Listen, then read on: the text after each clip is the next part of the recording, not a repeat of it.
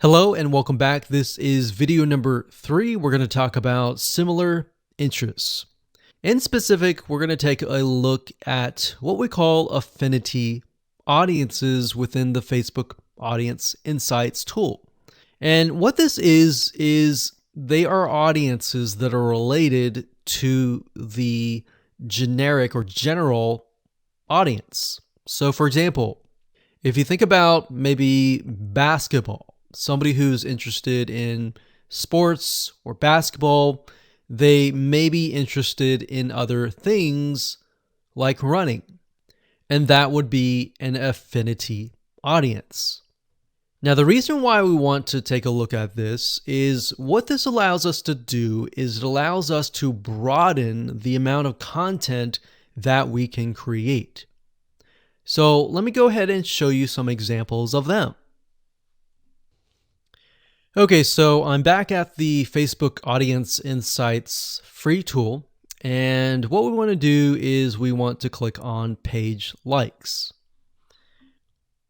Now, we're going to ignore this right now, and we're going to scroll down to this section here. Now, this section here allows us to see the page likes, kind of where they hang out. We'll talk about that more later on. But for now, it says affinity. So what Facebook will do is it will give you a number for the location. So for example, the Spruce has about 95,000 people, 1.2 million people on Facebook, and the affinity level is 159. So what that means is the Spruce is very, very closely related in terms of the people in that audience. And it also tells you what your audience is potentially interested in. So they might be interested in boutiques, Scholastic Parents, Joann Fabric and Craft Stores. This is an actual local brick and mortar store that sells fabric. That makes sense because they're into knitting. And these might be actual stores. So Pink Coconut Boutique, the Modern Vintage Boutique, and more. So Blueprint is actually an online course site. So they're probably going there to learn about knitting.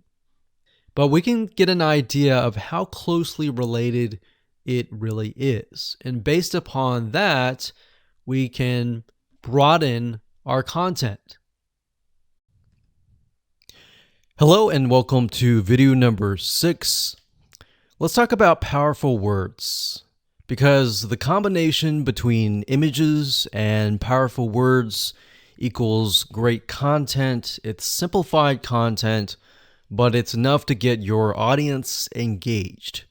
So images with motivational quotes are important. In fact, if you watch the videos beforehand where we looked at images that were part of related pages, you would have noticed that a lot of the images that were getting engagement had a lot of motivational quotes. So this is the simplified content that you can create really, really fast that will get engagement.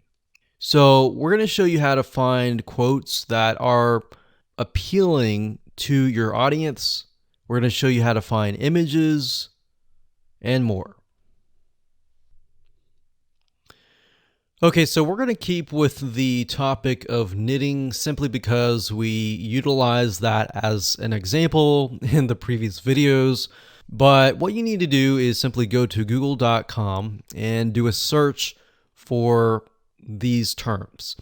So when you type in funny and then you put in the keyword or the niche, then it'll drop down and it'll tell you things like funny knitting memes, quotes, pictures, video sayings, GIFs, patterns, t-shirts, and more. Now, you have to get in the frame of mind of, okay, the people that are visiting your fan page, your Instagram, are they looking for funny? Are they looking for serious? What are they looking for? Now, what we like to do is we like to create a combination of and a variety of different things. We like funny, we like serious, we like different emotions. But if your audience is really serious, you might want to stick with just motivational quotes and things like that. But simply go to Google and you can do funny knitting memes. And memes are simply images with some funny text on it, as you can see here.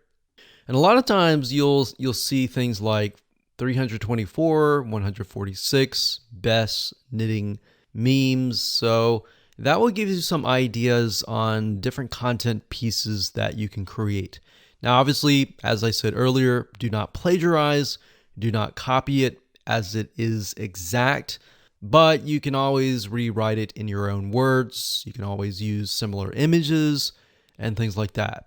Another keyword term that we would recommend that you use is motivational quotes, or even quotes space the keyword of your niche.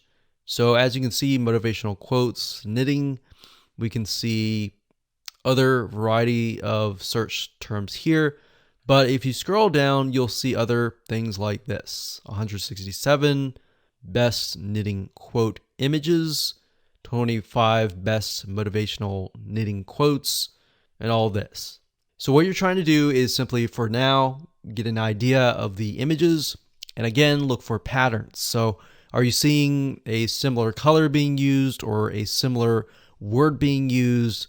Things like that will stand out and will enable you to create content pieces in the form of images that are really engaging. All right, so for example, let's go ahead and we'll just open this one up here. And Pinterest is actually a great place to go to find a variety of quotes, words, and things like that. A lot of times you'll find people who create specific boards and they'll pin them and they'll have a huge list of quotes and words that you can use. So as you go through here, like I said, don't copy it, but get an idea. And what I recommend is, again, just like what we did with Facebook pages, look for images that are getting high engagement, meaning high pins and all of that. And look for content pieces that have less words. Actually, the less words, the better.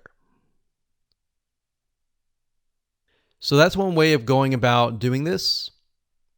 And that's it. So that's as simple as it gets. All right. So now let's move on to the next video.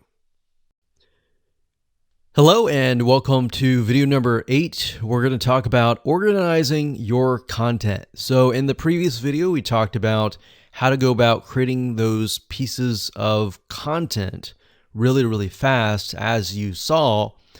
Now I'm going to show you how to organize the content into what we call collections by using GetStencil. Okay, so what I like about GetStencil is it allows you to organize all of your content that you've created into what we call collections. And you can think of that as sort of like a folder. So what you need to do is simply go to the Saved Images section. And up at the top here, you want to click this link here, click on Collections, and then of course create collection. So you can create a collection, you can name it, click Create Collection, and that's it. So you will notice that I have about 192 images that are specific to women and about 1 to men. Now, in order to add an image to the collection, all you have to do is highlight the image. So for example, this image is not part of a collection. So all we have to do is simply click this here and then click collection and then add that to that collection. So in this case, we'll select this and it adds it straight away to this section. So now that you understand how to organize the content, We're going to talk about auto scheduling in the next video, but before we do that, I want to show you how to sort of manually post to social media sites inside of GetStencil. So what you can do is you can go to your account here. You can go to settings, and then you can connect your account to Facebook and other social media sites that are within GetStencil. Once you have done that, you can simply select the image that you want to post. Let's say this one here. We can click share. And as you can see, you can post it manually to Facebook, to Twitter, to Pinterest, to all these other social media sites. But in order to do that, you have to connect to your accounts. So connect to Twitter, connect to all these other social media sites. So all you need to do is simply find the social media site that you want, find the image, click share, and it'll automatically post that to that particular social media site. And that's it. So now that you know how to do things manually and you know how to organize things, let's talk about auto scheduling in the next video. Hello and welcome back. This is video number 7, and we're going to talk about creating these simple pieces of content. Now, I'm going to show you different tools that you can use to create these pieces of content. Some of them range from using a site called GetStencil, Canva, and more. I'm going to show you how to use GetStencil in just a minute. Okay, so the first site is getstencil.com. So it's stencil, but it's getstencil.com. I like to use this site primarily because it really is created for social media engagement. So all the images, all the templates that they give you are primarily focused on social media. Now, there are other sites like canva.com, so that's canva.com. This site will allow you to create other social media images as well, but it goes beyond that. It allows you to create things like e-covers and all of that. So that's why I really like to focus on GetStencil. Now, it does cost some money, but you can start out for free. You can create, I believe, a few images. I think it's 10. So if we click on pricing, as you can see, the free version allows you to create up to 7 images per month.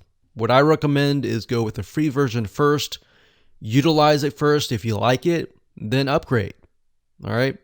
So what GetStencil allows you to do is it allows you to get access to tons of images and tons of motivational quotes. So that's why I like it, because you can find quotes that are built in.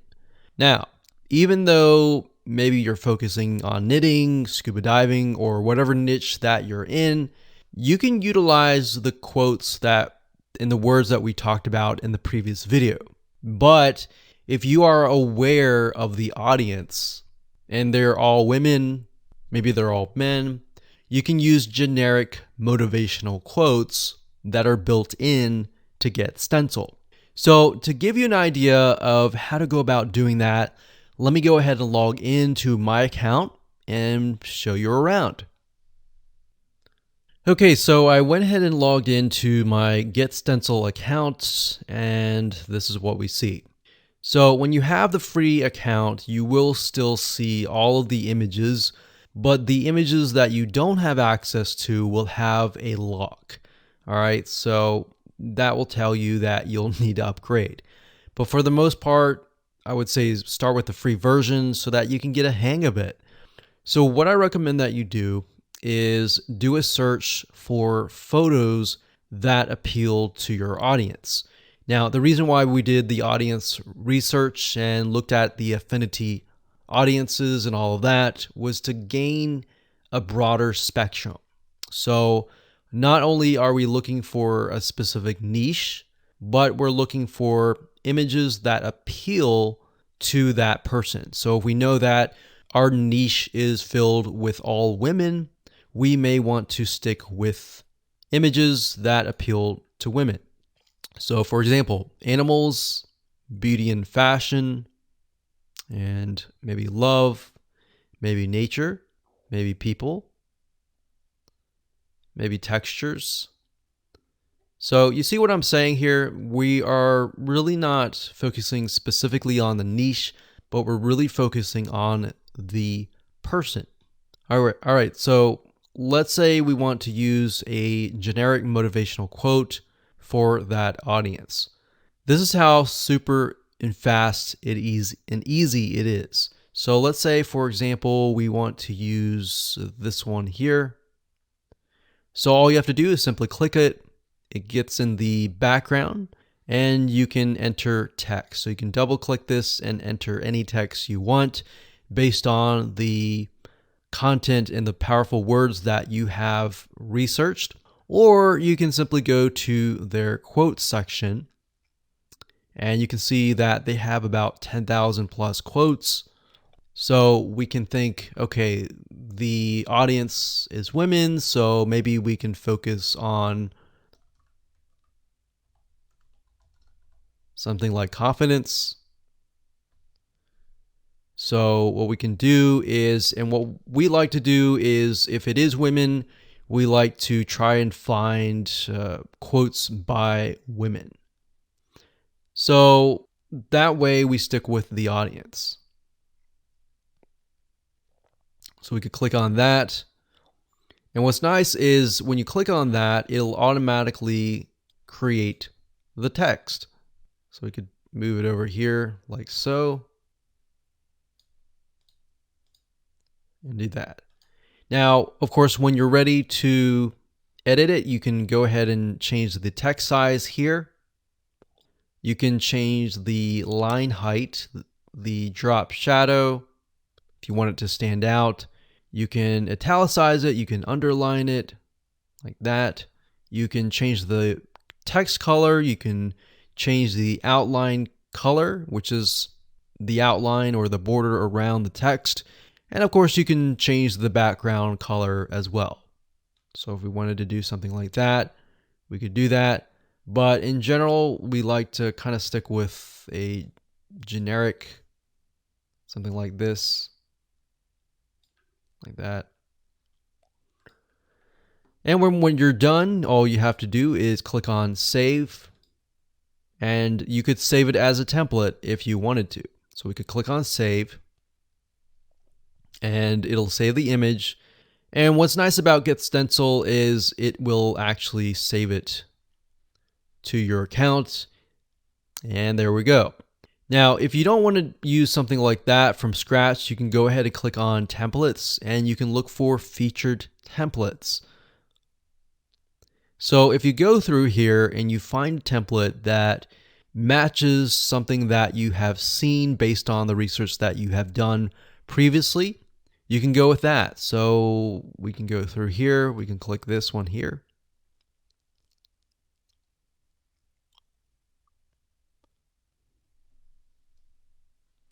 And there we go. So we see an image here and then we see text. So if that's the format that you like, then stick with that. Now, what I recommend that you do with all of your images to try to keep things uniform and consistent is to stick with one template.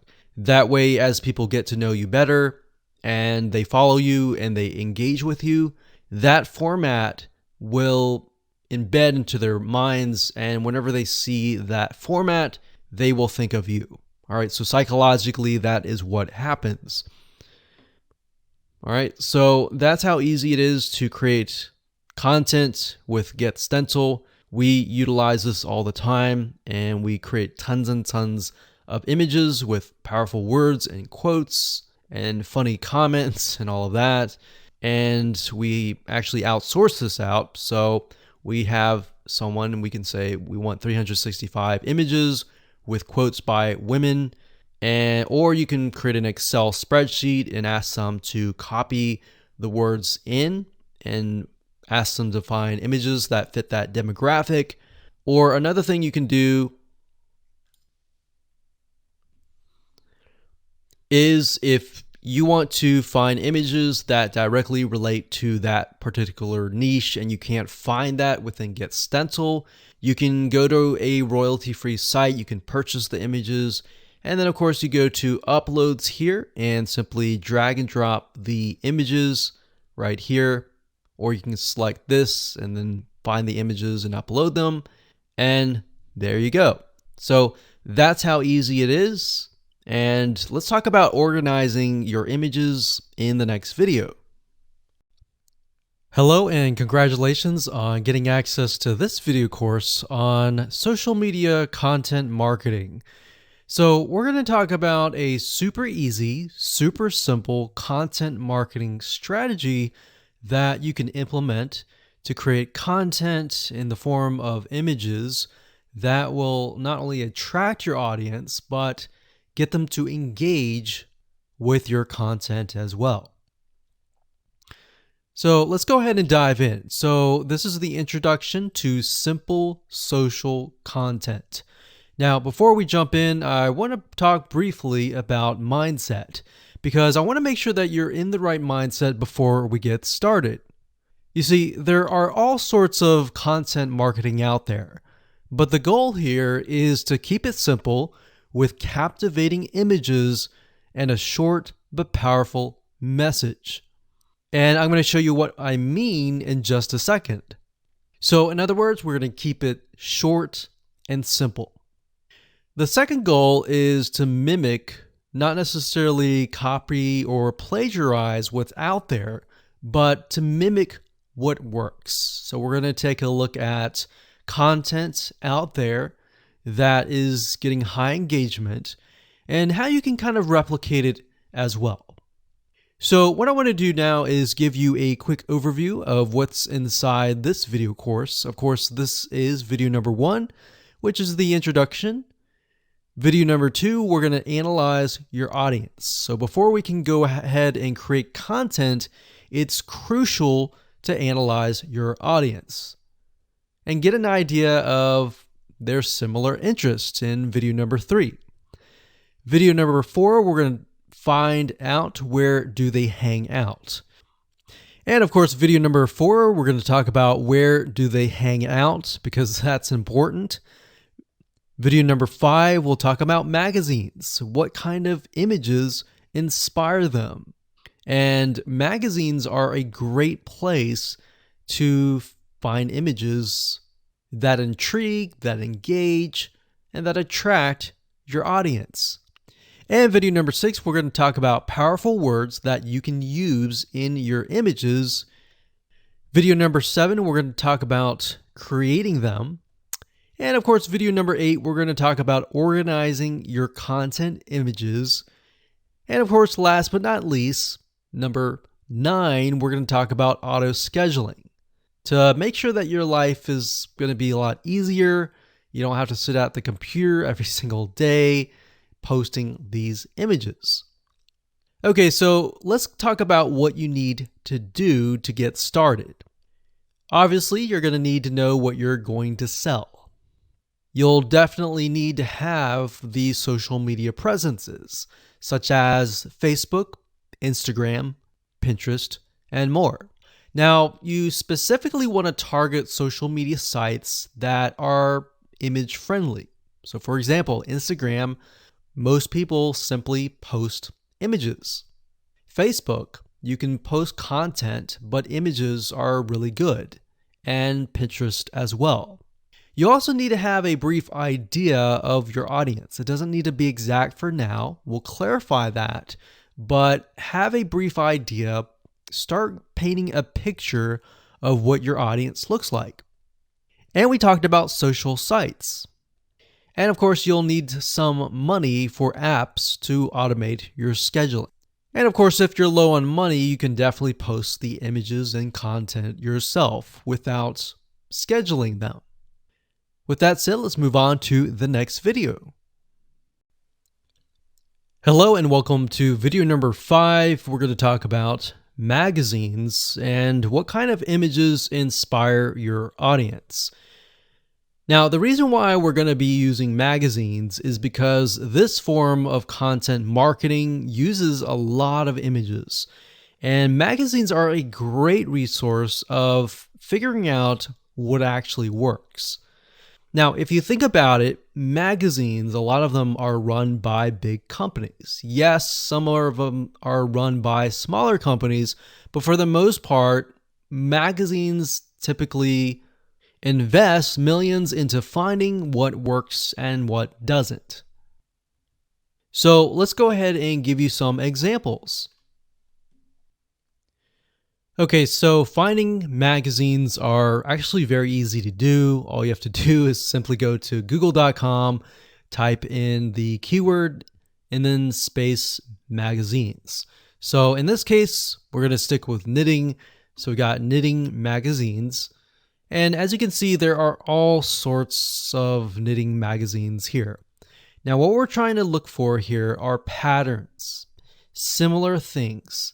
So we can see the age group of these, which is actually very interesting to me because I would think people who are interested in knitting may be older. But this actually shows me that I am wrong. So what we want to do here is we want to go to these pages and just open these up like this.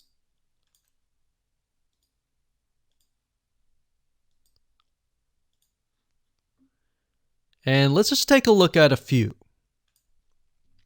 Okay, so now that I've opened up these magazines in different windows, you'll notice one thing in common. They will tell you about the magazine, they'll give you some reviews, but it won't really allow you to look inside of the magazine. Now, the reason why I open these up is because what we do is we dig deeper. So Knit Simple Magazine, what I do is right click on search Google for this. So we'll search Google for this.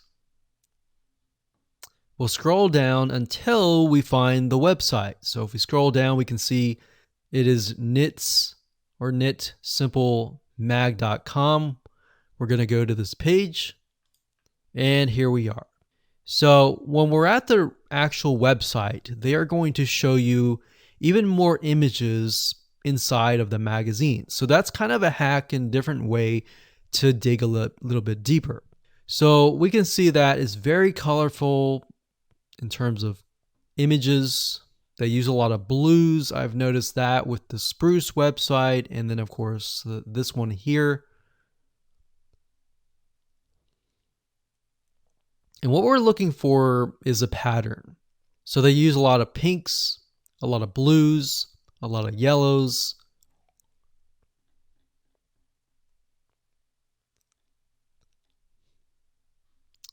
And we can dig deeper, like so.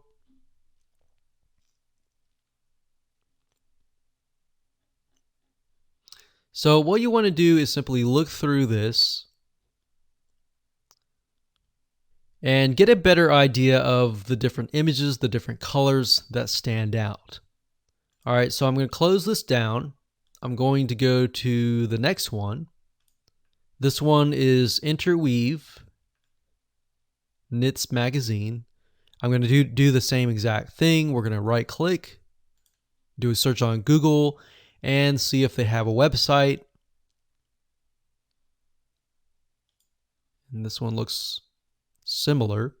So we're going to go over here.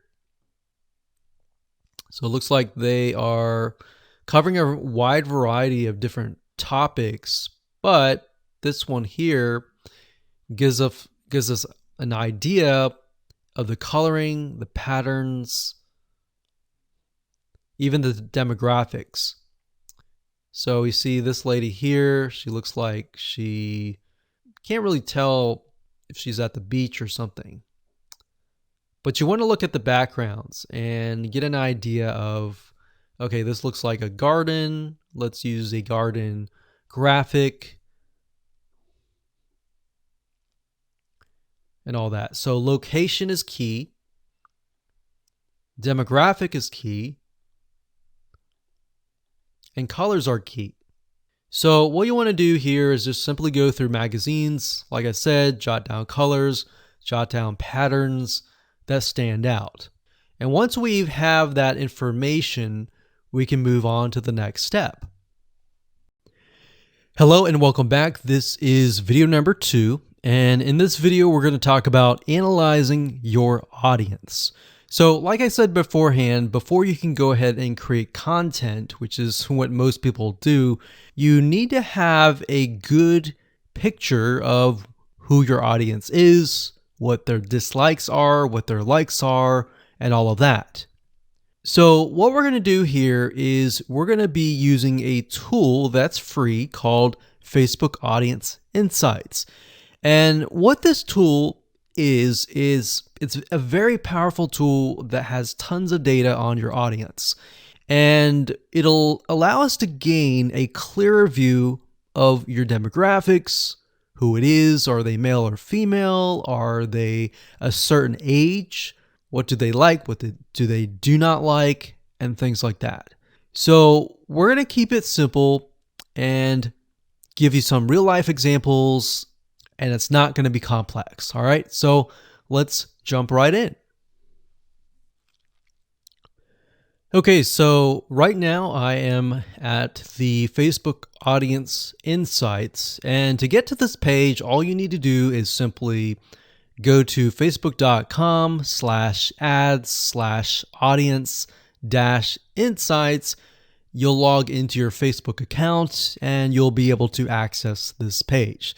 Now, if you want a direct link and the link changes, you can always go to google.com and simply type in Facebook Audience Insights, and it'll direct you to that specific page.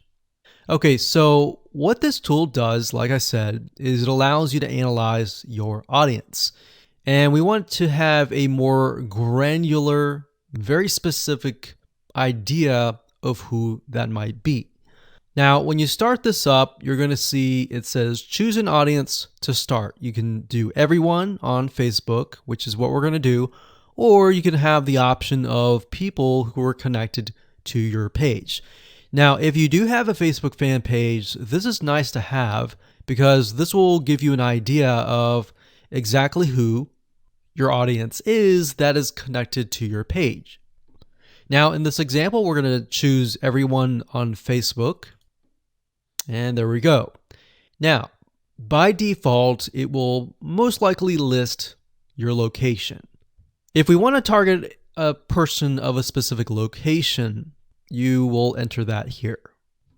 Then you can enter the minimum age to the maximum age. Now, we don't want to do this just yet. What I normally do is we scroll down and we enter an interest. And based upon that, we will get a better idea of the demographics. So let's say, for example, people that are interested in a specific arts and crafts. Let's say, for example, knitting. So we're going to enter knitting.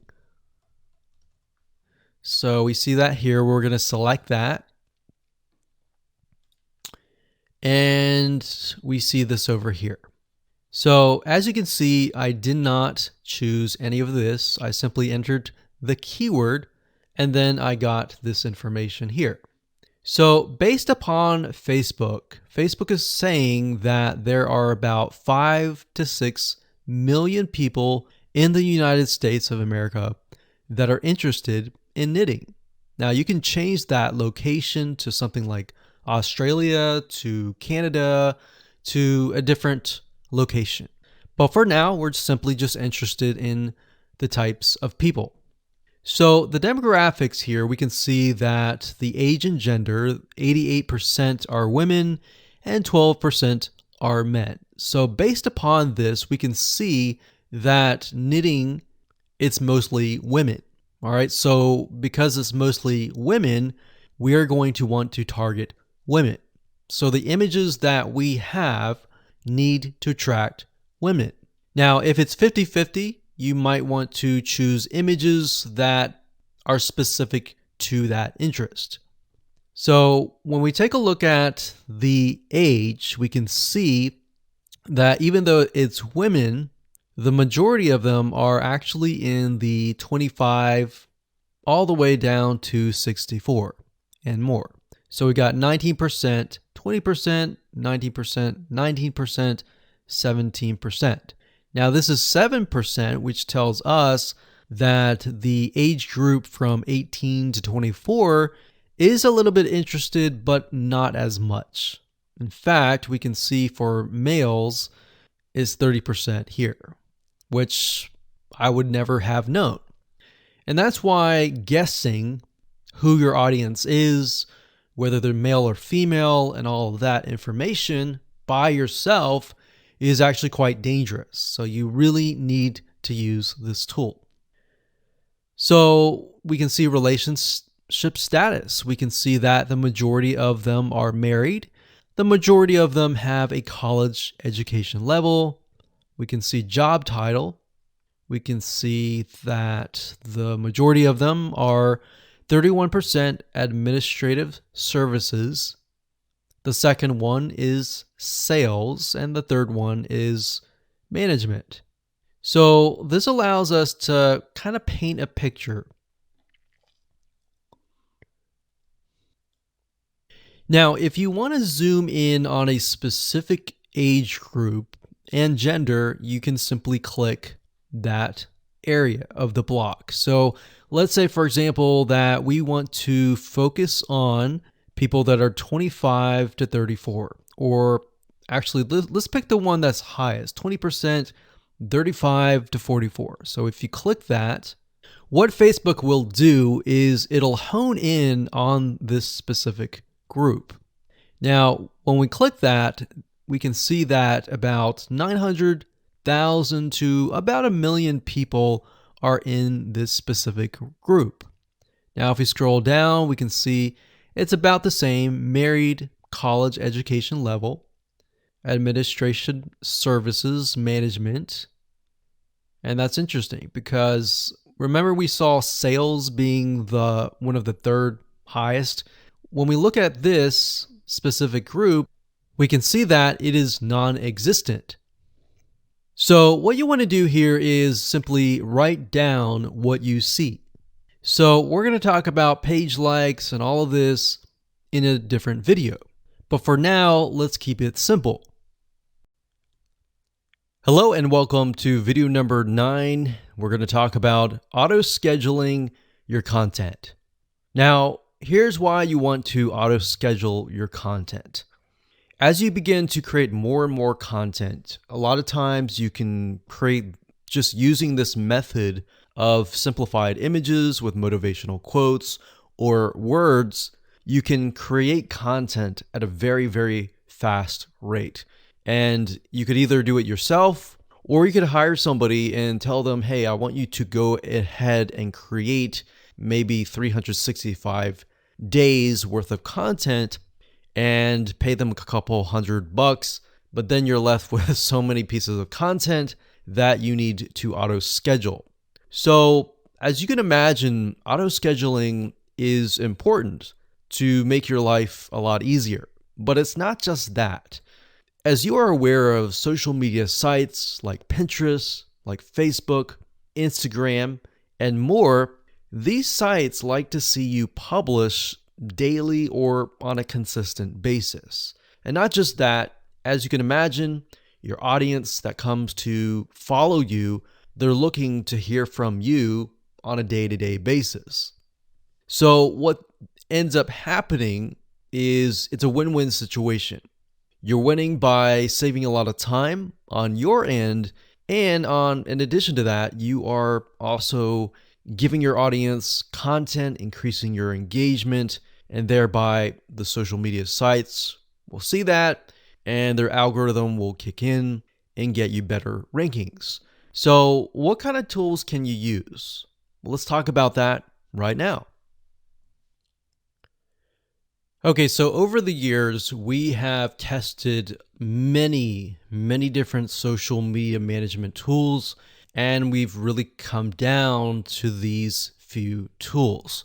Now, bear in mind that different social media management tools will oftentimes specialize in different social media sites.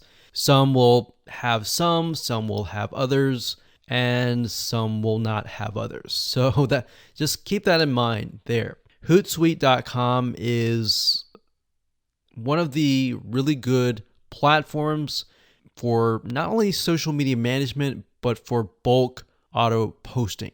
In fact, you can use their what we call bulk composer to create a CSV file of all the content and all the posts that you want to create. You simply upload that to Hootsuite and it'll auto post to your social media sites. In fact, if you want to take a look at it closer, if you go to Hootsuite.com and under Platform, you go to Scheduling. And if you click on that, you'll be sent to this page. And as you can see, it says automatically schedule posts. And you can keep that active. So you can upload and schedule hundreds of messages at once. And this is really nice to have access to.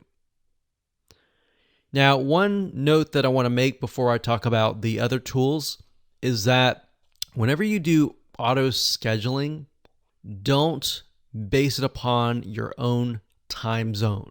You really want to kind of analyze your audience and analyze the people that are following you and get a good gauge of where they might be located.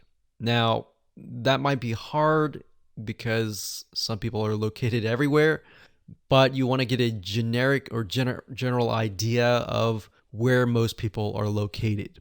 So if you can hit that sweet spot where most people are up and awake and then auto schedule it to release at that moment, you're most likely going to get more engagement. So that's a little bit of a strategy that we use and that has worked really well. So just keep that in mind when you do any type of auto scheduling or even manually posting, is to figure out when people are highly engaged and what time zone that might be. So the next tool is going to be mavsocial.com. That's mavsocial.com. So this is a really good tool that allows you to auto schedule your content. So if we scroll down about 1/4 of the page, you can see here it says easily schedule and automate your posts. There's a huge amount of platforms out there that allow you to schedule and automate your posts, but we really came down to these few. So that's the second one, and of course the third one that you can check out is later.com. That's later.com. Now, you will notice, like I said, some auto scheduling tools will focus and specialize in different social media platforms. And later.com in this case is specifically focused on Instagram. And if you know anything about Instagram, you know that for the most part, you have to do everything on your smartphone. But later.com helps you with that, and it allows you to schedule Instagram posts. All right, so those are the 3 tools that we recommend that you go ahead and check out. You don't have to do this, and we recommend actually that you start doing things manually. And as you get the hang of posting, then switch to auto scheduling. Hello and welcome to video number 4. We're going to talk about where do they hang out. Now, you had a brief idea by looking at the page likes, but what we want to do is we want to dig further and take a look at how people are engaging with different pages that are similar affinities. So what we're going to do is we're going to go to these pages, we're going to review the content, the images, what people are reacting to, and how they are commenting. All right, so let's go ahead and do that right now. Okay, so we're back to the Facebook Audience Insights, and what you want to do is simply go back to the page likes page, and what we want to do is look at the top categories. Now, what Facebook has done here is it gives you an idea of all the things that the audience is interested in. So, for example, what media or news company do they listen to or look at? What are they interested in terms of publishers? It says boutique stores. What do they go to in terms of shopping? What do they eat? What do they drink? What education websites do they go to learn something about knitting, maybe? Where do they go for games and toys? What websites do they visit? So now, these may not necessarily be related to knitting, but it will give us an idea of where they go to hang out. So we can see that these people like recipes. So we see recipes, we see that they like to save money in terms of coupons. Crockpot Girl is a website for someone who's interested in quick, simple, easy meals with a crock pot. And Scary Mommy is a blog for mothers. So this gives us an idea of the different categories that they're interested in. So what I would recommend that you go ahead and do is simply open up a few of these that stand out to you and go to those pages. Okay, so we clicked on The Spruce, which is a Facebook fan page, and we can see that it has a website, but it also has a bunch of images and videos and content that we can take a look at. So what I would recommend that you do is take a look at the images that stand out. So we can see gardening, we can see some videos. So we can see that The Spruce, there's a lot of things about animals, there's a lot of things about different types of recipes. So what you're looking for is patterns, essentially, in the form of images. So when you create your content, you could create content with images like this. And it doesn't necessarily have to be related to knitting. What we're simply trying to do is engage the audience. So if you were to have a Facebook fan page about knitting, you could simply also have images of dogs, images of gardening or recipes, and other things, simply to engage your audience, because it's what they're interested in. So if we continue to scroll down, we can click on photos or videos. I like to click on photos. So we can see quotes, lots of quotes, and that's one of the pieces of content that we will be creating later down the road. So we're just simply scrolling through and taking a look at the images, and we can see there are tons and tons and tons and tons of images with quotes, and most of these are simply blue background with words on top. Now you can improve this and make it better. So by going through the images, this allows you to get some ideas on different images with words that you can create as well. Now, what we want to do now is take a look at perhaps the images that are getting a lot of engagement. So for example, we can see this one here has about 45 likes, 388 comments.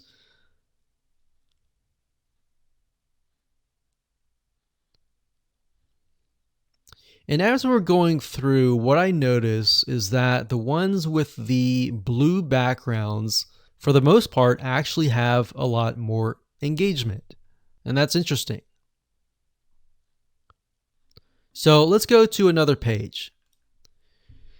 So this one's called Parents. So this gives us an idea that the people that we're targeting, we saw that earlier, it was 88% women. Maybe many of them are mothers. So we wanted to go down and click on photos again. And we want to scroll down further. We can see a lot of images with quotes. That's great.